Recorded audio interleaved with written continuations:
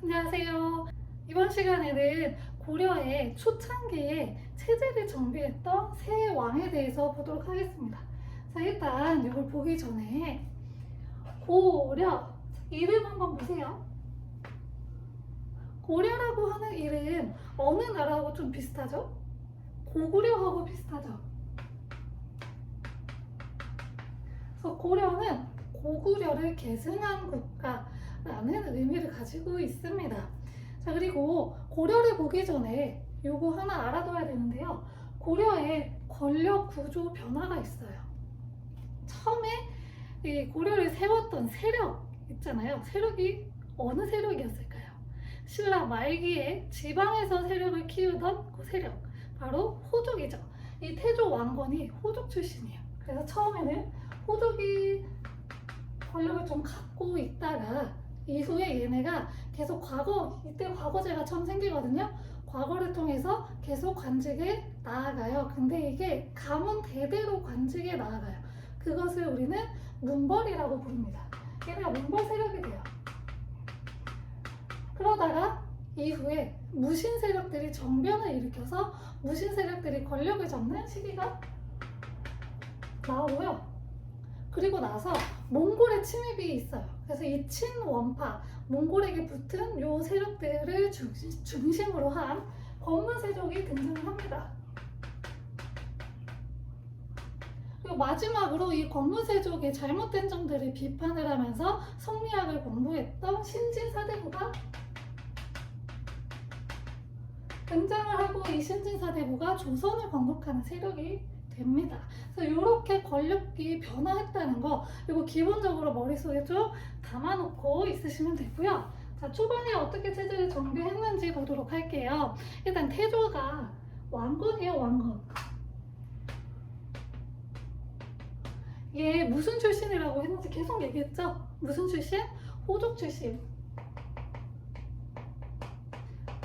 그래서 이 당시에는 아직 이제 나라를 이제 막 만들었잖아요. 그래서 호족들이 곳곳에 계속 도사리고 있었고 이 호족들은 언제든지 자기네들이 세력을 넓혀서 또 새로운 나라를 만들 수 있었던 그런 상황이었어요. 그래서 태조는 이 호족들을 잘 달래기도 하고 그리고 억누르기도 해서 자기한테 함부로 대들지 못하게 했어야 됐습니다. 그래서 이 호족들을 중심으로 해서 정책을 만들어 나갔는데요. 먼저 호족을 이렇게 포용하는 유화 정책을 펼칩니다. 그래서 자기가 고려를 세울 때 공을 세운 또 다른 호족들이 있을 거예요. 그 사람들 공신으로 책봉을 하고요.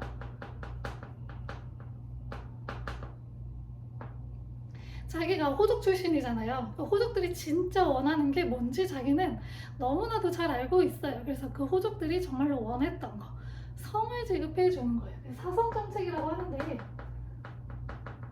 이게 왜 중요하냐면 지금은 우리가 다 성을 갖고 있잖아요. 그런데 옛날에는 성이, 그러니까 신라시대 때까지만 해도 성은 귀족들만 갖고 있었어요. 근데 호족은 귀족이 아니라고 했죠. 그래서 얘는 성이 없었어요. 그래서 이때 성을 지급을 해준 거예요.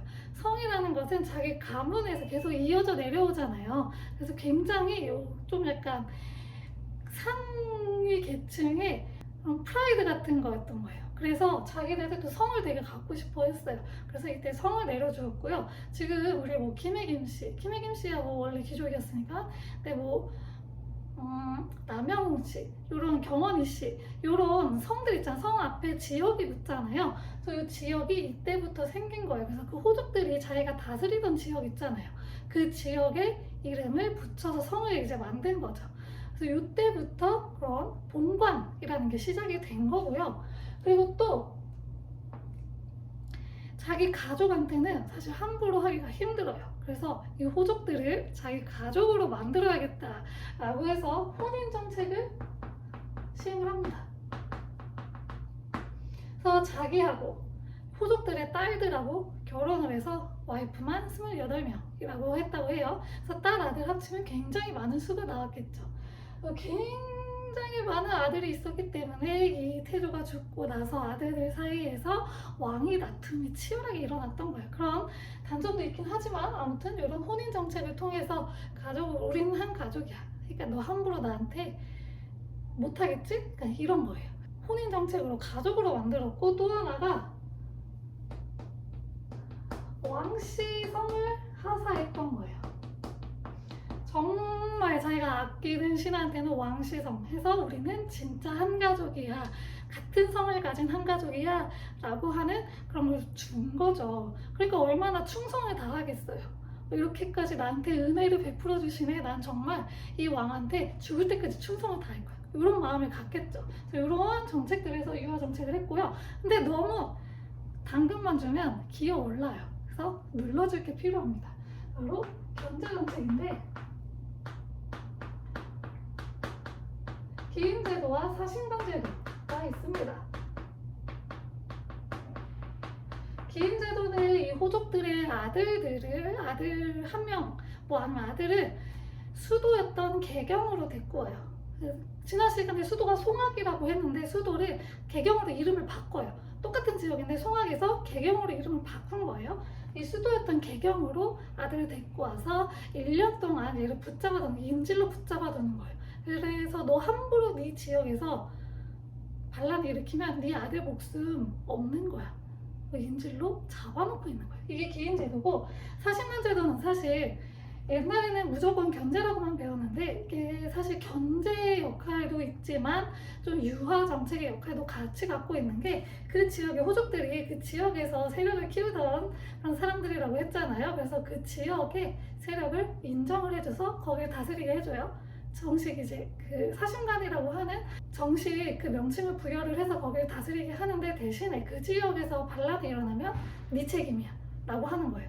그래서 너가 네 목이 날아가는 거야. 그러니까 반란 안 일으키게, 반란이 안 일어나게 너가 잘 감시해야 돼 라고 하는 견제 목적도 있었다라는 거예요. 그래서 보통 태조 왕건의 정책은 이렇게 두 개로 나눠서 기억을 많이 하시면 됩니다. 자, 그리고 아까 수도 송악에서 이제 개경으로 이름을 바꿨다고 했어요. 여기는 지금 북한의 개성이에요. 개성공단 있는 데 아시죠? 개성공단 너무 옛날 거긴 한데 개성 있는 지역이 개경이고요. 그리고 고려가 고구려를 이어받은 국가라고 했잖아요. 그래가지고 되게 중요하게 여겼던 지역이 하나 있어요. 바로 평양이에요. 근데 여기는 서경이라고 이름을 붙여줘가지고 제2의 수도 역할을 하게 한 거예요.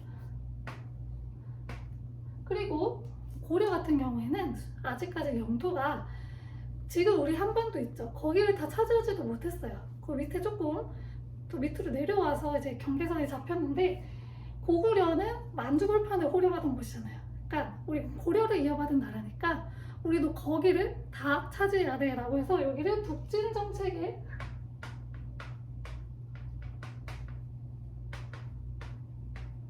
기지로 삼았다라고 하는 거, 이거까지 기억해 주시면 됩니다.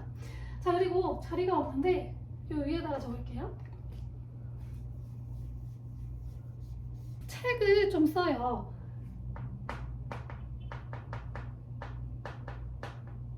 일단 훈유 10조.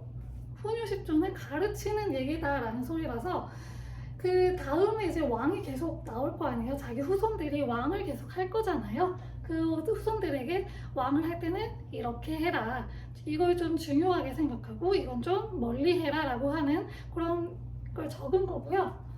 관리들한테도 정치 이렇게 해라,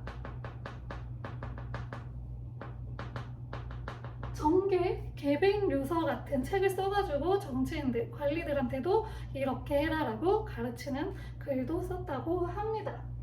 자, 그리고 광종인데요. 광종은 태조의 아들이에요. 근데 얘가 태조 다음에 바로 왕이 된 게 아니고 해종, 정종이 있고 4대 왕이에요. 요 사이에 좀 왕이 다툼이 있었어요. 그래가지고 이제 왕이 딱 됐어요. 자기 형제를 죽이고 왕이 됐어. 사람들이 볼 때는 굉장히 안 좋아 보이겠죠.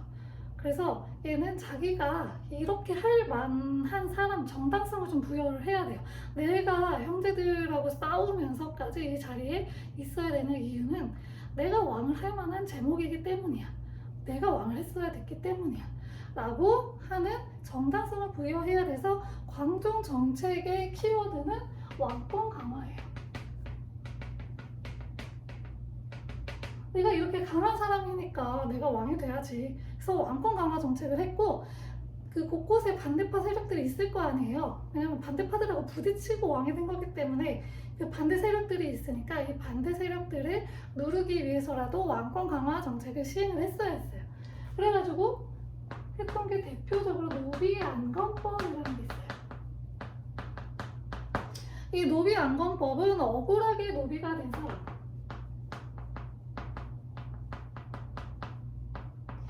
이 사람들을 조사를 해서 양인으로 해방시켜준 거예요. 이 노비는 지난번부터 계속 이야기했지만 귀족들의 아주 소중한 재산이었어요. 근데 이 재산을 왕이 빼앗는 거죠. 그래서 귀족들의 힘을, 호족들의 힘을 아주 눌러버리는 그런 역할을 했고요. 아까 잠깐 얘기했지만 광종 때 과거제가 처음 시행이 됐어요.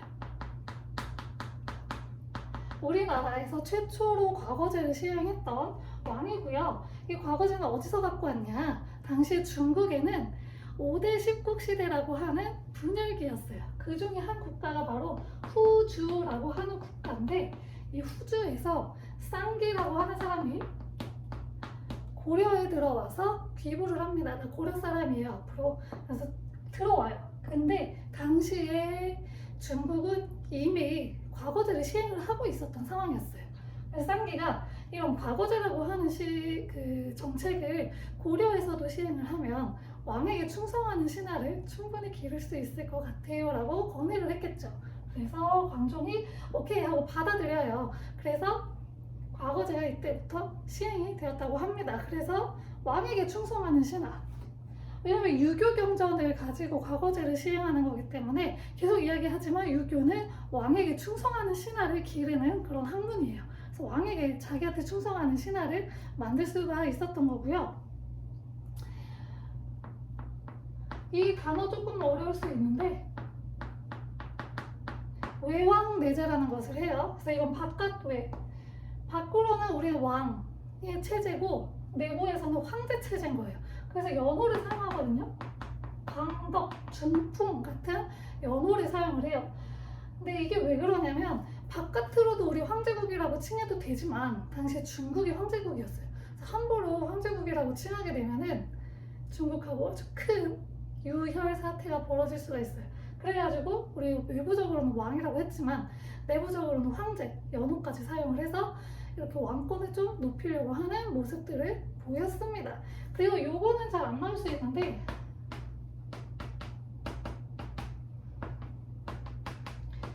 불교를 통합하려고 노력했다. 이 정도만 잠깐 알아두시면 됩니다. 사실 불교가 약간 분열이 돼 있어가지고 그거 통합하려고 왕뿐만 아니라 스님들도 노력 많이 하셨어요. 그래서 그런 걸 했다라는 거 잠깐 알아두면 되고, 마지막 성종입니다. 성종은 이 앞에 왕들을 좀 비판을 하는 책도 지어요. 그러니까 비판을 조금 해요. 그리고 나서 얘의 키워드는 뭐냐면 유교 정치예요. 그래서 왜 유교 정치를 하냐? 아주 충신이었던 최승로가 시무책을 올립니다.